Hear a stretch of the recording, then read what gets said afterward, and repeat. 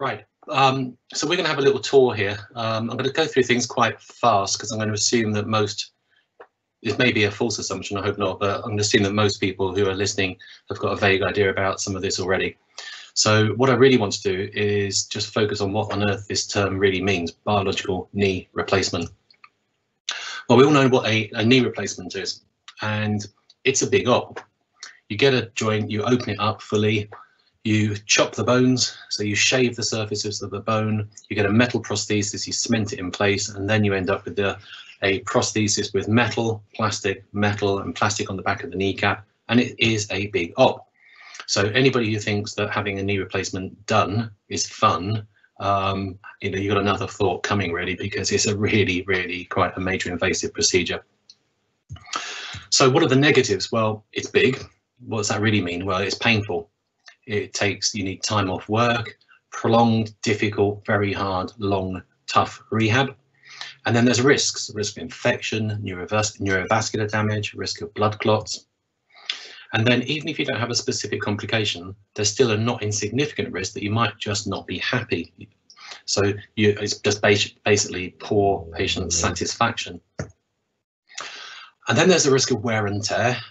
And if it does wear out, and if a knee replacement does need revising, then the revision is twice as big and twice as difficult. So that's a big deal.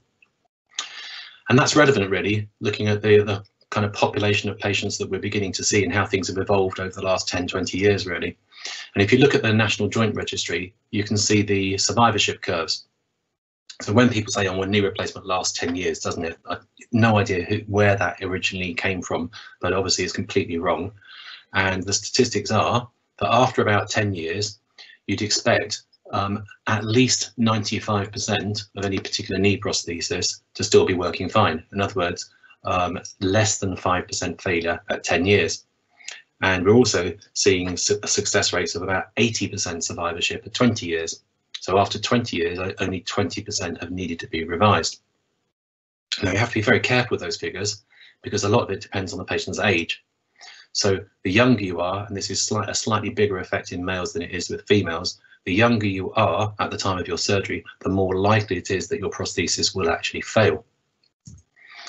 And that's even more relevant for partial knee replacements. So an even higher, even faster potential failure rate with partials compared to totals, and particularly in younger people. And this is the problem. We're seeing younger and younger people with severe knee damage who've got very high expectations and who want to be able to carry on with their life and carry on with their activities. But there are consequences to be had if you do knee replacements in these young active people. So the real question is, how do we delay, or if we're lucky, avoid, but certainly how do you focus on delaying your primary knee replacement surgery? So first thing to look at in the knee is the meniscus. We went through this a couple of weeks ago. There's your meniscal cartilages looking from the top. And meniscal tears are really common. Incidence is roughly 61 per 100,000 per year population. So in your average DGH, you're going to see at least 250 meniscal tears coming through the door every single year, minimum. So here's a video showing a complex ragged degenerate meniscal tear. I hope the video works for you if you're watching. There's no way you could ever repair that. It's frayed, it's ragged, there's flaps. And if you have a tear like that, and if it's symptomatic, and if the symptoms are bad enough to justify the surgery, then you go ahead and you do an arthroscopy and a partial meniscectomy, and you trim that torn meniscal tissue back until you get to smooth, stable tissue. You leave behind as much as you can, but you take away as much as you need to. So partial meniscectomy, and we all know very well that the more meniscal tissue you lose, the less the shock absorber. It's not really a shock absorber, it's actually a load sharer, but we call it a shock absorber. So the less of a load sharer there is inside your knee, and hence the more wear and tear you're going to get on your articular cartilage surfaces, and the greater the probability of ending up with arthritis. So the answer is, if you possibly can repair a meniscus, then repair it. Problem with meniscal repair is only about 15% according to the literature. About 15% are repairable. In my practice, I repair roughly 30%. And the published success rate is somewhere between 50 to 90%, so highly variable. So my practice from an audit I did a couple of years ago, 33% repairable, success rate in terms of patient satisfaction, 80 to 96%. So pretty good, but far from perfect. So still a majority of meniscal tears are not repairable, and even if you can repair it, there's absolutely no guarantee that it'll heal. And if you lose a meniscus, then there's a much bigger risk of arthritis. And this is the best paper in the literature, probably, and it's from Roos and Roos, Journal of Rheumatology, 1998, relative risk of 14 for arthritis 21 years after total meniscectomy. So roughly speaking, just to make it easy to remember, if you lose your meniscus, then the risk of arthritis 20 years later goes up 15 times. In other words, 1,500% increase.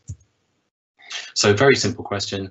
If you've lost your meniscus, and if you're beginning to develop increasing symptoms and signs of premature degenerative changes in that compartment of the knee as a result of the loss of the meniscus, and if the damage is not so far gone and you're not so old that you might as well just have a knee replacement, then what do? And the answer is simply put in a new meniscus. Not quite as simple as it sounds, but it's not new. So this is a picture of Klaus Miłkowski, he is the author of the first paper published with a human case series of meniscal transplants. That was back in 1989. He actually published in German, in the German literature in 1987, but this is the paper that most people refer to. So meniscal transplantation is not new. It's been around for a long, long time. This is a meniscal allograft, and the tissue is what we call immunoprivileged. So there's no living cells, the cells in it are dead, it's from a donor, and those cells are locked within a dense matrix of cartilage, and your immune system can't get to those cells, therefore it doesn't elicit an immune reaction, so it's immunoprivileged. You don't need tissue typing, you don't need steroids or immunosuppressives. Anybody can have anybody else's meniscus as long as you match left knee, right knee, medial or lateral, and size. In terms of safety, the donors are screened very carefully. Any high-risk categories or any history of infection, not used. The donors are tested for HIV, hepatitis, all the different bacteria, viruses, fungi. Any positives, tissues not used. Tissue itself is tested. Any positives, it's not used.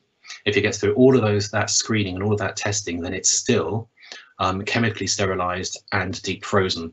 So the estimated risk of disease transmission in a meniscal allograft is 1 in 1.6 million. If you listen to the National Blood Service in the UK, if you listen to some of the American tissue banks, their estimate is less than 1 in 3 million. So pretty safe. No such thing as 100% safe. There's no such thing as zero risk. So here's a meniscal allograft, and here's the meniscal allograft prepared, ready to go into a knee. This is a very old picture. The modern technique that I use is using fiber tape, and I do a double fiber tape in each of the anterior and posterior insertional ligaments, and going into the actual horns. So there's a lot more suture and it's a lot more secure. This is somebody's medial compartment of a left knee with a medial meniscus missing. So that's medial tibial plateau. There's the rim, there's no meniscus, and you can see the articular cartilage here is beginning to degenerate. It's thin, it's rough, it's uneven. And here's the meniscal transplant. It's been transplanted into place. And what happens is you suture it through transosseous bone tunnels. So you suture the anterior and posterior insertional ligaments down tunnels, just like you do with a root repair. And then you suture the meniscus around the periphery. So does meniscal transplantation work? Well, kind of yes. On the left here, sorry, these pictures are from a cadaveric biomechanical study that I did with Andrew Amos at Imperial College quite a few years ago. Pictures on the left are 2D, pictures on the right, same pictures but in 3D. And what we did is we put in a pressure-sensitive paddle into the lateral compartment of a cadaveric knee. The first situation is with the meniscus intact. You can see just the outline of the meniscus as the lateral compartment is loaded. You take the meniscus away, and you end up with a small contact surface area of high peak pressures. If you put a meniscal allograft in, then it reduces the contact pressures back towards, but not to, normal. So what this really emphasizes is that a knee compartment is better with a meniscal allograft than it is with no meniscus. But a meniscal allograft is never as good as your own original meniscus. You'll never get a perfect size, shape, fit, etc. think the other important thing to appreciate is that meniscal transplantation surgery is salvage. It's not restorative. It doesn't reverse any of the damage you've already got. The aim is to offload the compartment, reduce the symptoms, improve their function, but not allowing people to go back to running and jumping and impacting and twisting, because that would be just silly. That would be like encouraging somebody to go back to smoking after a lung transplant. So as to improve function, keep people's knees going for longer and buy them extra time in order to delay, but not necessarily avoid, the eventual need for a knee replacement. So it is definitely salvage, not restorative. In my practice, I reckon at least 3/4 of the people who come to see me and ask about a biological knee replacement or a meniscal transplant, the answer is unfortunately no. I'm really sorry, your knee's way too far gone, you're too old, you're not suitable, you're completely into the zone of a knee replacement. And only a minority of people that I see actually end up being recommended for a meniscal transplant. So clinically, that was biomechanically, clinically does it work? Yeah, roughly 80 to 85% success rate at 5-year follow-up. And most papers show roughly similar figures. I published my outcomes of my first 60 meniscal transplants, and again, my success rate was between 80 to 85%. So what about scaffolds? Well, kind of all of us were hoping the scaffolds were going to be the answer, but none of us really believe, well, none of the people that I know really believe they are currently. So there's two main scaffolds that you can get. This is the CMI, or the Menaflex, which is pressure heat molded bovine Achilles tendon collagen shaped into a meniscus. The other type is the ActiveFit, which is a polyurethane scaffold. So this was probably pushing the indications just too far. This is a lateral compartment. There is the rim of a lateral meniscus, the posterior horn. Anterior horn is still here, and we've got patchy grade 3, 4 articular cartilage damage in the lateral compartment. So pushing the indications too far, this was not a good, a particularly good choice. You measure the size of the defect, you take your scaffold, you cut your scaffold, you add an extra 15% on because you get shrinkage. You cut your scaffold, you place your scaffold into the knee, and there it is. Then what you do is you put you stitch your scaffold in at the back, at the front, and around the edge. And allegedly about 75% of the missing tissue grows back. Well, number one, I don't believe that. I think that's way optimistic. Number two, the tissue that grows back is not meniscal tissue, it is scar tissue. And number three, the scaffold themselves and the new tissue are very, very weak, soft, friable, and liable to tear. So most of us who used scaffolds found that the failure rate was just too high. We're not happy with the results, too many repeat surgeries, and when you go back in there, you find the scaffold is just shredded. Despite that, there are publications that show that with meniscal scaffolds, you can reduce a patient's pain and improve their function, so symptomatic improvement. But when you go back in and you see the kind of shriveled up little bit of rubbish that's left behind, you lose any faith in it. So at this point in time, I firmly believe that if you want to replace a meniscus, there is nothing better for replacing meniscal tissue other than meniscal tissue. In other words, an allograft. So then moving on to the articular cartilage, and this is the other half of the equation really. You absolutely can't think about the meniscus without thinking about the articular cartilage. They go hand in hand, and vice versa.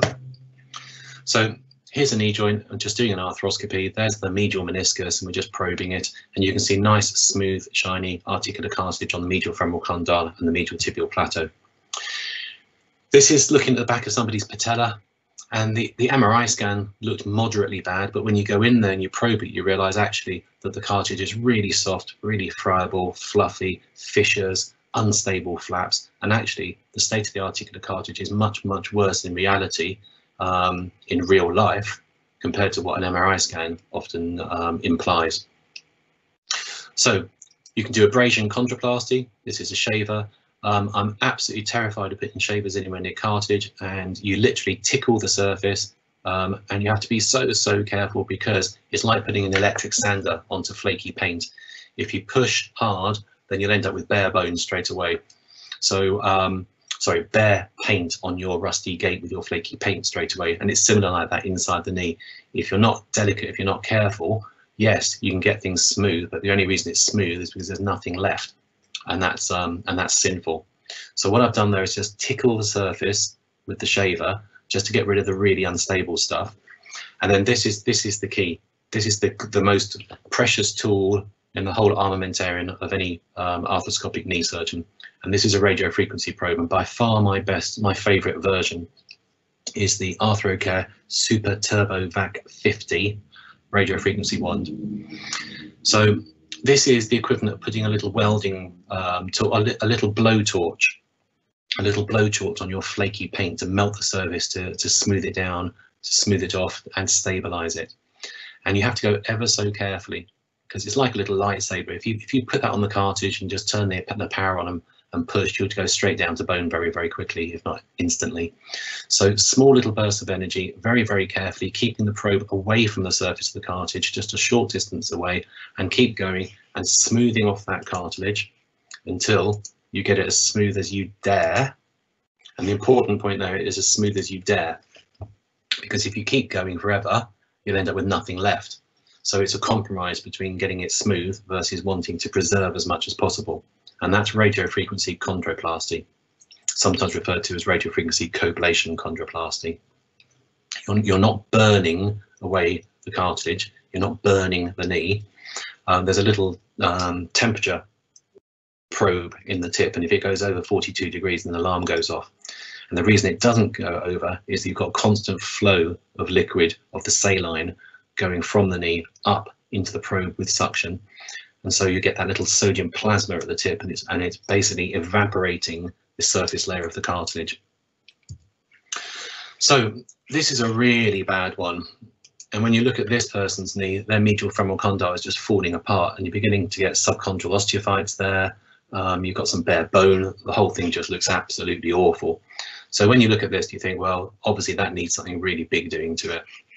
But if you get your radiofrequency probe, and if you smooth things off as best as possible, and this goes on for quite some time, and it is slow and it is tedious, and you have to be super, super careful, then what you can actually achieve is a relatively smooth and stable surface. It does take patience, and you have to go very, very slowly, and you're literally just tickling the surface. You can see the surface of the cartilage go shiny as it melts, and then it goes smoother. And eventually, once we finish doing this, we end up with a femoral condyle that is an awful lot smoother than it was. And the surface cartilage, what's left of that cartilage, what's left of it, is stable. Now, that's not curing anything. I mean, that's not a solution. Or is it? Because when you get patients with a big defect like that, if you just smooth off and stabilize that articular cartilage damage, get rid of the debris, so you reduce the synovitis, you stop it flaking off so fast, you can actually reduce their symptoms and make them happy enough not to want to go ahead with articular cartilage grafting in maybe as much as 40% of cases, and that's massively significant. So I think there's a very strong role for arthroscopy, diagnostic arthroscopy combined with therapeutic, in terms of looking at your articular cartilage damage, evaluating just how severe it really is, and you can often not really tell until you probe it, and it's only when you probe it that the cartilage starts to peel and fall apart. Then you have to smooth things off or debride the edges, and it's only then you know how big your defect might be, or whether it's actually full thickness. And the process of doing a really careful, thorough debridement with a radiofrequency probe may actually be all the patient wants at that stage. So I'm not saying it's a long-term solution, but by smoothing things off and stabilizing it, the patient may tell you that they don't want to go any further because their knee feels good enough. So very important and very useful. So what do you do if you've got full thickness cartilage loss with actual bare bone exposed, but it's only in a small surface area? Well, this is very easy because microfracture's been around for donkey's years now, popularized by Dick Stedman in Vale. You stabilize the edges of the defect, you scrape away the calcified cartilage layer, you get down to bare bone, you puncture little holes in the surface of the subchondral bone plate to allow it to bleed, and the blood clot that forms, the Americans refer to it as a superclot because it's full of bone marrow cells with stem cells, great healing potential, and that grows fibrocartilage. Importantly, not normal hyaline cartilage, but fibrocartilage, which is really nothing more than halfway between articular cartilage and scar tissue. So here's a trochlear defect.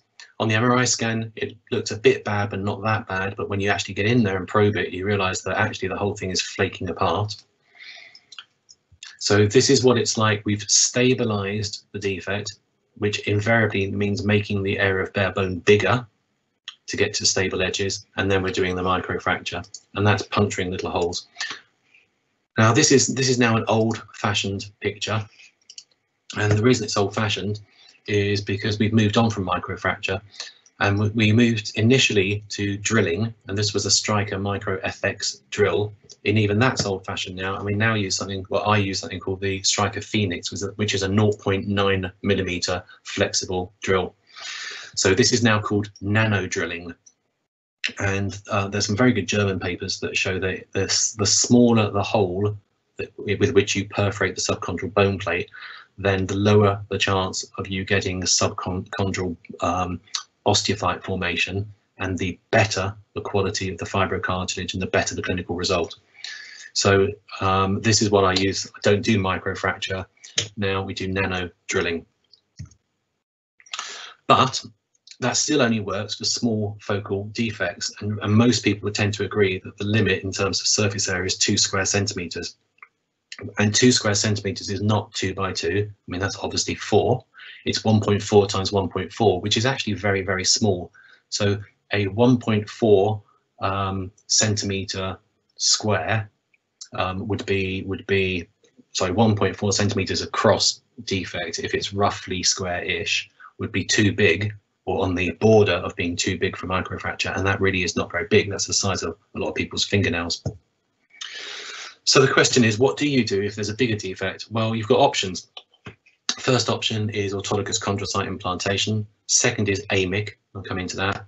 Or you could go metal. You could do a focal resurfacing implant with an episealer, but that's not biological, so I won't focus on that, but it is an option, particularly for older patients. Or you can go for a partial knee replacement. So ACI, it's been around for what, 20, 30 years or something. First developed in Sweden. 2-stage procedure. First operation is to take some cartilage off one of the edges of the joint, the allegedly non-load bearing surfaces. Send it off to a lab in serum. They culture the cells, send them back to you 6 weeks later with about 50 million cartilage cells. The original version was as a paste, and you put a periosteal membrane and stitch the periosteal membrane. Then the second generation ACI was using a collagen patch instead of periosteum, because with periosteum you tended to get too much overgrowth. And then we've moved to MACI, MACI, which is where the cells are impregnated into a membrane. So you get a collagen membrane with living cells in it. You actually implant the living membrane itself. It's a good operation, full stop. 80% success rate at 5-year follow-up. However, it's 2 operations instead of 1, with about 25% of people needing a 3rd operation for overgrowth, clicking, etc. It's very expensive. Just culturing the cells alone is about £10,000. And then the real killer was the practical logistics. So for years, knee surgeons were saying ACI is really good with the correct indications, and NICE basically said no, we don't think it's viable. And without NICE approval, you couldn't do it in the NHS, and the insurance companies all hid behind NICE as well, even though NICE has got no statutory remit within the private sector whatsoever. But they said if it's not NICE recognised, we won't allow it. And then what happened is it stopped being done, and therefore the number of cases dropped, and therefore all the companies, it became commercially non-viable, and all the companies pulled out. So the time was fantastic, because then Leela Beant was the main person responsible for a big, complex and incredibly comprehensive review of the whole subject. And based on Leela's hard work and perseverance, NICE changed their minds and said, oh, actually, it is cost effective. But, you know, too little, too late, because by the time they changed their mind, there were no companies left in the UK doing it. There is one company coming into the UK called Codon, who are offering an ACI type procedure, and it's called Spherox, and these are chondrospheres. They are little yellow round blobs of cartilage cells. I think this looks interesting, but it definitely needs further evaluation because it's a variation of ACI. It's not MACI, and it's not second generation ACI. It's not even first generation. It's a completely different generation. And those little spheroids are just left sitting on the bone surface, and allegedly they spread out and they grow new cartilage. I think it certainly sounds interesting, but it definitely needs further evaluation. And my personal opinion is that it's wholly and utterly wrong to refer to this as ACI in the same breath as we've referred to previous versions of ACI, with, particularly with the published literature and the outcomes. So what's AMIC? AMIC is autologous membrane-induced chondrogenesis, and that should have actually a little copyright or a little trademark sign next to it, because a company, and I think it's Geitschlich, I think it's them, who have trademarked AMIC for use with their membrane alone, and their membrane is ChondroGuide. So if you're using any membrane other than ChondroGuide, then you're not officially doing AMIC, you're doing an AMIC type procedure. And the scaffold that I've been using since 2012 now, which is the last time I did a MACI procedure. So since giving up on MACI, or since having to give up on MACI, not through any will of my own, I've moved across to AMIC-like with chondro tissue. So chondro tissue is a bioabsorbable synthetic scaffold, and it's a polymer of polyglycolic acid, and it's impregnated with high hyaluronic acid, and it's 3 centimeters by 2 centimeters by 1 centimeter, and 3 centimeters by 2 centimeters by 1 millimeter, and it comes as a little patch, just like a piece of fuzzy felt, and it's like a sponge. So this is a young girl in her 20s who had a horrible full thickness cartilage defect on her medial femoral condyle. We've debrided it, and this was done through open surgery because she was actually having patella surgery as well, because she had all kinds of patella problems as well. So I did a full arthrotomy, which is not normal, but it did give some great pictures. So big defect on the medial femoral condyle. The edge has been stabilized, the base has been microfractured, and I think this was an old picture where we were actually doing the micro FX drill, because the nano drilling is much more narrow than that. Get your scaffold, cut it to shape, stick it in the defect. I then pin it in. So what I've done is 1, 2, 3, 4 little polylactic acid bioabsorbable chondral darts to keep it in place. Then I use something called Vivostat PRF, which is platelet-rich fibrin. This is not PRP. PRF is fibrin like Tisseel, but it's autologous, and it has an 8 times concentration of platelets. So we spray over the surface of the graft, and what that does is act as a barrier to prevent the synovial fluid from washing the cells away, and it has a mechanical effect as a glue, and the high concentration of platelets release growth factors over the course of the first 7 days to promote healing. And this is the same girl, and this is her about 9 months later on an MRI scan. You can still see where the bioabsorbable pins have not yet fully absorbed, but you've got a new layer of articular cartilage on that medial femoral condyle now. So taking it one step further, doing it arthroscopically, this is really punishing yourself if you're going to do this. Here's a defect that's been stabilized. Here's the micro FX drill where we're drilling holes. So we're doing the microfracture or micro drilling, and then we're sizing the defect, get the chondro tissue graft, cut it to size, place it inside the knee, we put a little marker on the top just so we know where the top corner is. Then put the little bioabsorbable chondral darts in, so that's 1, and then there's the second one, and that's the graft in place, and you can see straight away it starts to soak up some of the blood from the underlying microfracture. Then what we do is we spray it over with the Vivostat PRF, which is the biological glue, so cover it over with a layer of fluffy stuff. And then what we do is we we move, so we slowly flex and extend the knee, and that spreads the glue over the surface. And then what we do is we put another layer on. So once you've done that, put another layer of glue on, and then spread it again, and just keep on going as many layers as it takes until you're happy that you've got a decent layer covering the surface of your graft. So chondro tissue versus ACI. And sorry, if you want to know more about chondro tissue, there are loads of publications. The best publications are by Ciclari. He's got 5-year outcomes. Enia, published in the knee, that was 4-year outcomes. And then there's some great publications from Gobbi, G-O-B-B-I, Italian surgeon, and he's published loads about AMIC, chondro tissue, about BMAC. It's worth looking up Gobbi.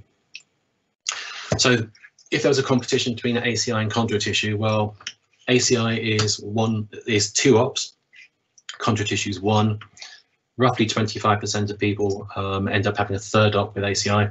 That's relatively rare with chondro tissue. Graft properties for a Macy graft are very delicate, very fiddly, whereas a chondro tissue graft is robust, much easier handling properties. If you drop your Macy graft, you're stuffed, whereas if you drop your chondro tissue graft, you've just wasted £2,000 and you get another one off the shelf. The histological studies show that the new tissue that's formed is hyaline-like cartilage for both, so no significant difference there. And the clinical results are approximately 80% at 5-year follow-up for both. The culturing alone of the Macy is actually over £10,000, whereas a chondro tissue graft is about £2,000. But what this doesn't really show is the extra cost of the extra operations that are required for Macy. And currently, is Macy available? No, so therefore you can't do it, with the caveat that Spherox might be a replacement option, not sure yet, whereas chondro tissue is readily available. So if it was my knee right now, if I had to have something done, I wouldn't want to have anything done, but if I had to have something, I'd go for chondro tissue. So I'm getting out of breath, must be unfit. So trying to pull this all together. So what the hell is a biological knee replacement? Well, it's very simple. It's where you do everything together. So here we've got somebody with a full thickness cartilage defect, debrided, drilled, but they've got no meniscus as well in that compartment. So we get a meniscal allograft, we put the meniscal allograft in, stitch that in place, size the defect on the cartilage, put our chondro tissue graft in place, spray it over with Vivostat, and that gives, and then spray the graft, the meniscal allograft, with Vivostat as well. I always do that as well, and that's called biological knee replacement, where you do articular cartilage grafting and meniscal transplantation all at the same time. That looks weird and messy, but actually it's a thing of beauty. Very, very importantly, if the knee is unstable, then you cannot do articular cartilage grafting or meniscal transplantation, and you certainly can't do both. If a knee is unstable, then for goodness sake, stabilize it. So there's an ACL, torn ACL, just little strands left, but nothing really still attached. So you have to stabilize it. You have to do an ACL reconstruction. If somebody's come to you with no meniscus, articular cartilage damage, and a suboptimal ACL because the graft is vertical and they've got a residual pivot shift, then you're going to have to revise the ACL as well. If there's malalignment, then absolutely do not do articular cartilage grafting or meniscal transplantation in a knee with malalignment. The first thing you've got to do is you've got to realign it. So realignment osteotomy, either a distal femoral or a proximal tibial realignment osteotomy. And the reason this one looks a little bit weird is the cut was purposely done lower down to avoid all the tunnels from the meniscal transplant that was being put in here, and that the previous ACL that was done by somebody else with a transfix pin. So, big undertaking. And the next question is, well, if that's where we are at the moment in terms of what's available and what's feasible, then what potentially comes next? Well, first of all, it'd be great if we could get some better meniscal scaffolds. And I know there's several groups working on that currently, and that's going to be very interesting when the first really decent meniscal scaffold comes to market. Then the next thing is cells. For the last couple of years, I've been desperately keen to start using BMAC, which is bone marrow aspirate concentrate, to add concentrated bone marrow cells to my cartilage scaffolds. But to so far I've not been able to do that because the hospital that I'm based at is convinced that BMAC is actually something called an ATMP, an Advanced Therapeutic Medical Product, which means it has to be specially MHRA licensed. There's some debate about that, but that's something I would very much like to be able to add into my armamentarium, and I'm hoping to be able to do that at some stage soon-ish. The next interesting concept is growth factors, and be interesting in the future to see whether adding in things like PRP, NStride, all the different kind of sports med injections that people are using, as to whether or not that may be an adjunct to promote healing of grafts. There's a whole load of research that needs to be done on that. And then put it all together, so you've got scaffolds, cells and growth factors, and that's what you call tissue engineering. However, stem cells, unfortunately, there is a whole industry of magic snake oilsmen selling magic pixie dust to people on the premise that they are stem cells when they are clearly not, and telling them that their stem cell injection is going to cure or reverse the patient's arthritis, with statements such as it cures 80% of all causes of knee pain. So first and foremost, proper stem cell technology comes from a lab where you take a cell, you identify it correctly with markers as a stem cell, and then you culture it carefully, and it's incredibly expensive and incredibly difficult. And all of the proper research is actually lab-based, university-based and animal-based. The people who are just injecting cells into people's knees, they are not stem cells, and these people are, it's false marketing, and people who are having these injections under false premises.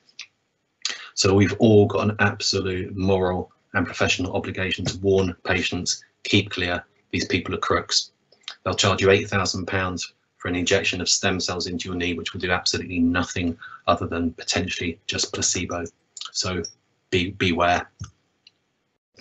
So a few years ago now, we set up the UK Biological Knee Society very specifically as a study group for surgeons with a specific specialist interest in reconstructive surgery.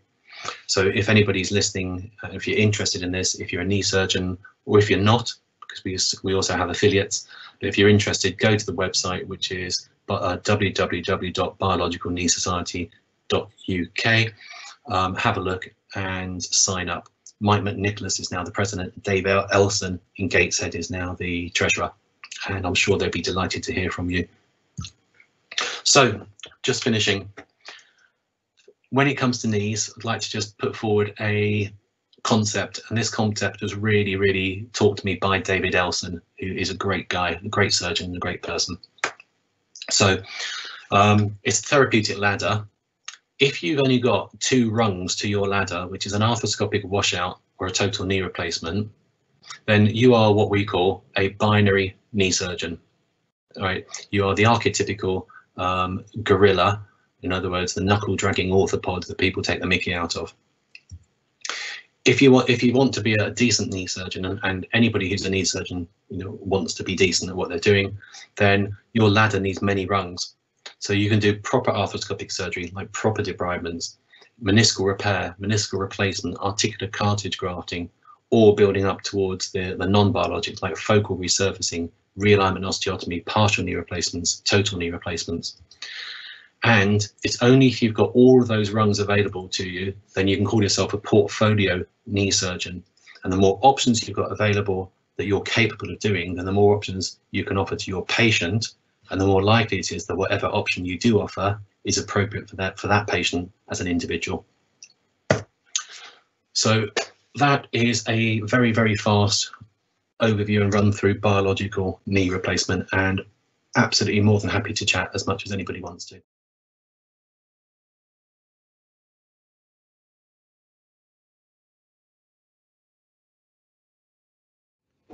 Yeah, constantly. This is one of the big problems when looking at case series or studies reporting outcomes, because every single meniscal transplant surgeon I know has evolved their technique and importantly is continuing to do so. So what I do now is really quite significantly different from what I did 10 years ago. My first meniscal transplant was back in 2008, and I've done over 100. Yeah. And absolutely, yes, the technique is constantly and continues to evolve. And that does make reporting outcomes very, very difficult because they're not comparative. Okay, so first of all, fixation. So I used to just put fiber wire through a single fiber wire suture through anterior and posterior insertional ligaments, and then down the transtibial bone tunnels. I now use fiber tape, right, because it's better. It's got a higher pull-out strength. And instead of using one, I do double. And instead of just putting 1 or 2 loops, I put multiple loops. So I've got a lot more suture holding on to the anterior and posterior insertional ligaments, so it's much more secure. The other thing that I've added in is using the Vivostat, and I've been using the Vivostat PRF as a biological augment for the last 4 years now as well.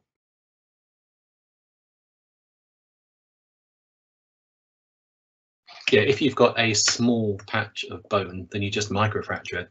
Mm-hmm. And I firmly believe, from what I've seen from the German publications and presentations at places like the ICRS, that nanofracture or nano drilling is better than microfracture. So and it's really cheap. It's just a little drill bit. Mm-hmm. And that's from Stryker, the Stryker Phoenix. And if you've got that on the shelf, then it's really no big deal that, if you're smoothing something off and all of a sudden a chunk comes away, or I don't know, let's say you're doing your RF chondroplasty and then you sneeze and you go achoo and you go wallop, which I've never done yet, touch wood, and you accidentally put your RF probe straight through the cartilage and there's a hole. Well, fine. If you've got a small hole, drill a small hole in the subchondral bone. It's not that. It's really, really simple and easy.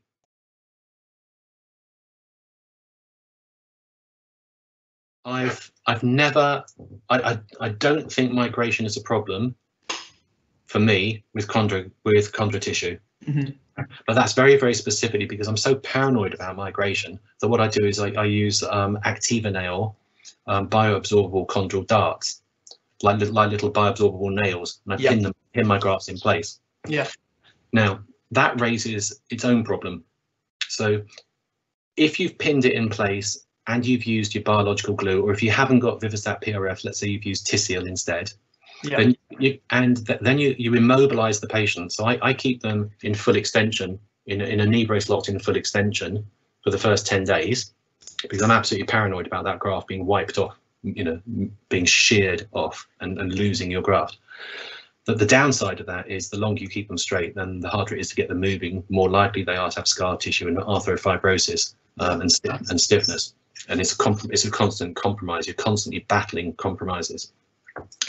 But the problem that using the Activa nails brings, and it's a problem all of its own, is that if you have a chondro tissue graft that doesn't give you an ideal result, in other words, the scaffold itself or the new tissue is either very thin, or if you've got a very poor layer of thin fibro cartilage forming, then you've got a nightmare situation where you've got the potential for the pinheads from your chondral darts, which are rock hard plastic, and when we call them absorbable, they take months and months and months to slowly absorb. Mm-hmm. So you're running the risk of having a prominent pinhead on a joint surface, which can then gouge and damage the articular cartilage on the opposite side of that compartment. Yeah. So you're damned if you do and you're damned if you don't.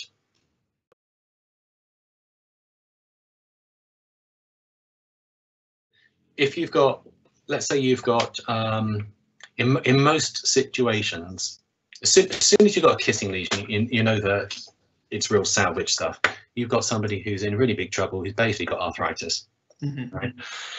If you've got somebody with both sides of a compartment, so medial femoral condyle and medial tibial plateau, or whichever two sides, and you've got bare bone on both, then you've got an arthritic knee. If they're approaching 50, then I'm going to be urging them towards conservative management for as long as they can possibly tolerate it, with whatever it takes. And then when they hit a point where they've had enough, then I'm talking about a partial knee replacement or total. If you've got somebody who's 20 years old, all right, and they had their lateral meniscus chopped out when they were 16 and they carried on playing sport, and by the time they're 20 their knee's stuffed, right, then in that kind of situation, then I would do everything, which means cartilage graft on the lateral femoral condyle, cartilage graft on the lateral tibial plateau, and a meniscal transplant in between. You've just got to be aware that every single one of these procedures has got a success rate and therefore a failure rate. Yeah. So a very simple way of, and this is the way that it is oversimplifying it, but this is the way I convey it to my patients, is that if a cartilage graft has got an articular cartilage graft has got a success rate of about 80%, and a meniscal transplant has got a success rate of about 85%, let's call it 80%. So cartilage graft at the top, 0.8 success, cartilage graft at the bottom, 0.8, meniscus in the middle, 0.8. That's 0.8 times 0.8 times 0.8, which is roughly 50%. So you're talking desperate measures here. You're talking a last ditch attempt to try and help somebody who's otherwise stuffed, because you really don't want to do a partial knee replacement in somebody who's that young.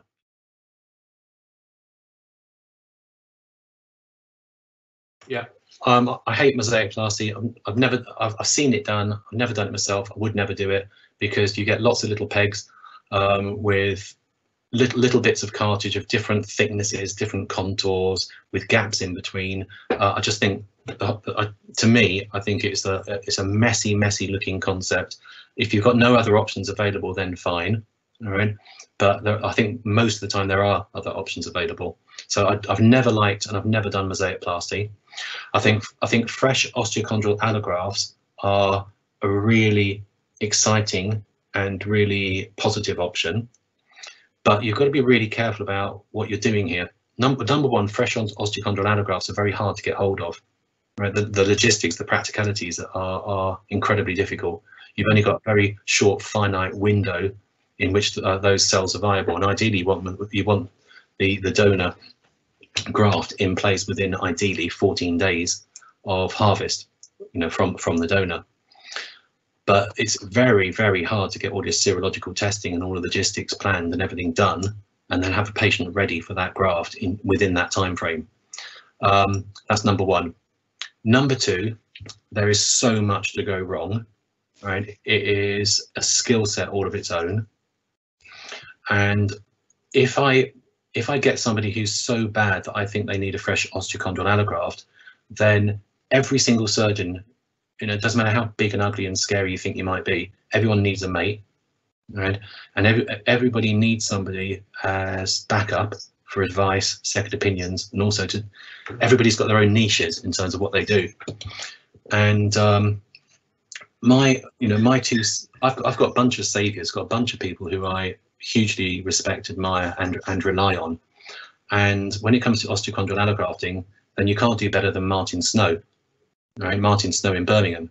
Yeah. And he does loads, and he does massive fresh osteochondral allograft surgery for people who've got tumors, trauma, massive bone loss. So I can't bring myself to fiddle around and try and pretend to be as good as Martin, because I don't think I'll ever be as good as Martin at doing what Martin does, because he's done so much of it and he's so good at it. So I think you've got, in that kind of situation, you've got really a moral responsibility to look at yourself and go, do you know what? He's better than me. Send the patient over there, because you absolutely put the patient's best interest first. Then the final consideration is an osteochondral allograft. Well, that's a big hole, right? And everything we've talked about so far, because we haven't talked about osteochondral defects, I've been talking about chondral defects. Yeah. And there's a world of difference between a chondral defect and an osteochondral defect. And if you've got a patch of articular cartilage missing and you go and replace it with a great big chunk of articular cartilage and bone, and if that fails, you've got no comeback. Yeah. If your articular cartilage graft fails, then you can always resort to osteochondral allografting later as a salvage procedure if necessary. So that's why I think the number of people who actually are suitable for a fresh osteochondral allograft is very small, right? And the number of fresh osteochondral allografts that any individual knee surgeon, any normal knee surgeon in the UK will do will be tiny. And I think there's a very, very strong argument for therefore concentrating that expertise in one or two, proper specialist, super specialist areas, centers.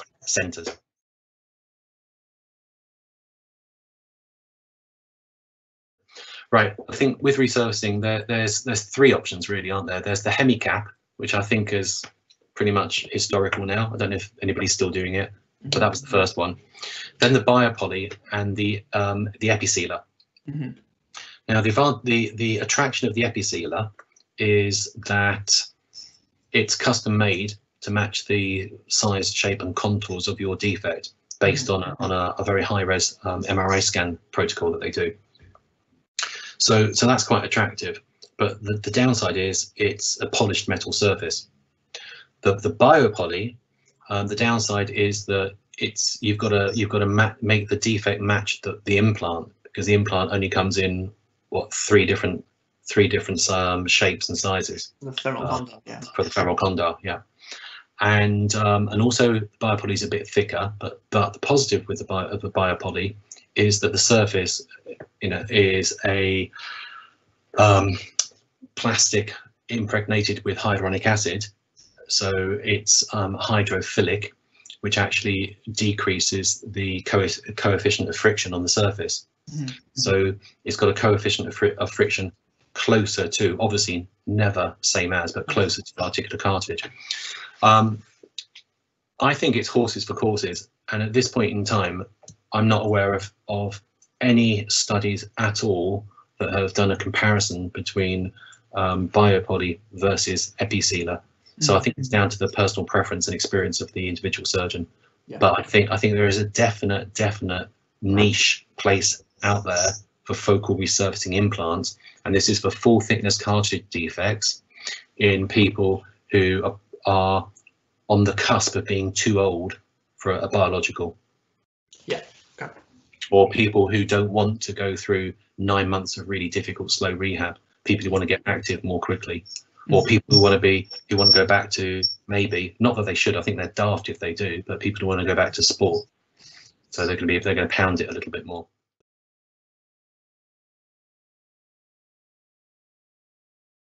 I think there's an enormous difference between somebody sticking a load of meniscal scaffolds into symptomatic patients' knees and those patients saying, I feel better.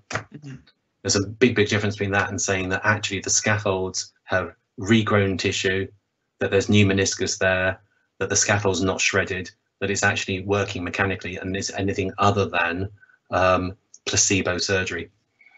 So all I can say is, would I put in a meniscal scaffold at this point in time? No, I've done them. I regret the ones that I did, and at this stage in time, I wouldn't do any more. Not at this particular point in time.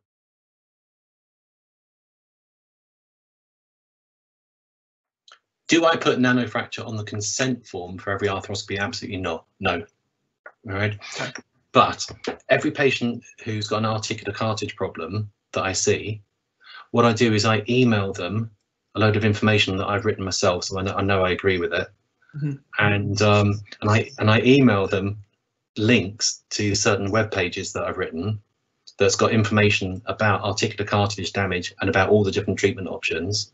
Okay, and I also email them an advice sheet as well, which is like 15 pages of A4 about their procedure, and every patient gets that before their procedure. So I would never ever hope to have a patient wake up from an operation having had something that they weren't expecting or had never heard of, right? And I think to do microfracture on somebody without pre-warning them is potentially dangerous to you as a surgeon in terms of medical legal risk.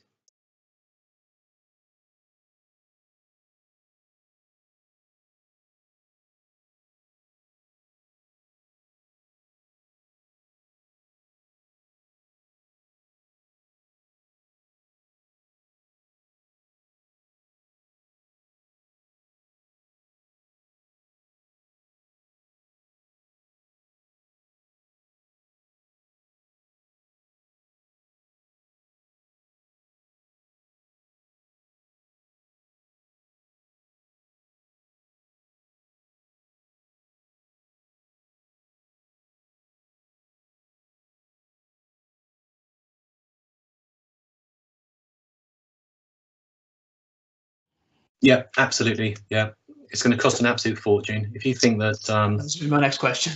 yeah, if you think a chondro tissue graft, which is just like a crappy little piece of fuzzy felt, is £2,000, and if you think a meniscal allograft is what, £3,500, a tendon allograft is £2,000 or £3,000, you know, Spherox or ACI is £10,000 just for the culture.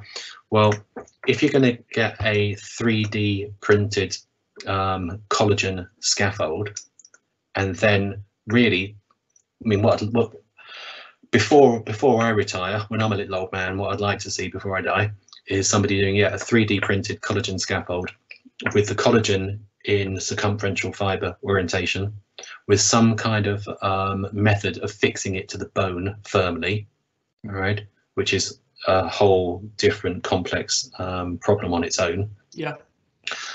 Seeding it with the patient's cells in advance in a bioreactor. Yeah. Yeah, like, you know, like they're growing new ears and they're sticking ears on the back of mice and stuff.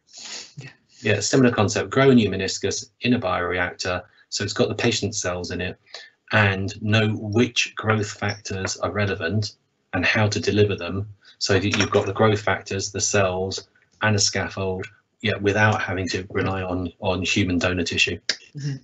It will come, absolutely guaranteed, but not necessarily within my lifetime.